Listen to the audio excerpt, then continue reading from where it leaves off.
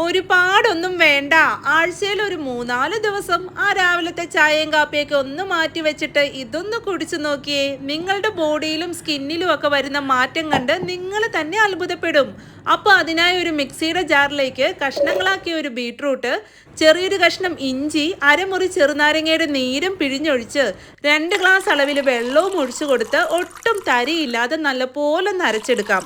ഇനി ഇതൊരു അരിപ്പയിലേക്ക് അരിച്ചൊഴിച്ച് കുറച്ച് തേനും ഒഴിച്ചു കൊടുത്ത് രാവിലെ വെറും വയറ്റിൽ ആഴ്ചയിൽ ഒരു 3-4 ദിവസം ഇതൊരു ഗ്ലാസ് കുടിച്ചു കഴിഞ്ഞാൽ നിങ്ങളുടെ ബോഡിയിലെ എനർജി ബൂസ്റ്റപ്പ് ആവുന്നതോടൊപ്പം ബ്ലഡ് സർക്കുലേഷൻ മെച്ചപ്പെടുകയും സ്കിന്നിലെ കറുത്ത പാടുകളൊക്കെ പോയി സ്കിൻ കൂടുതൽ ഗ്ലോ ആവാനും ഡയജഷൻ ഇംപ്രൂവ് ചെയ്യുന്നതോടൊപ്പം ഇമ്മ്യൂണിറ്റി വർദ്ധിപ്പിക്കാനും ഫുൾ ബോഡി ഹൈഡ്രേറ്റഡ് ആയിട്ടിരിക്കാനും ഇത് സഹായിക്കുന്നു.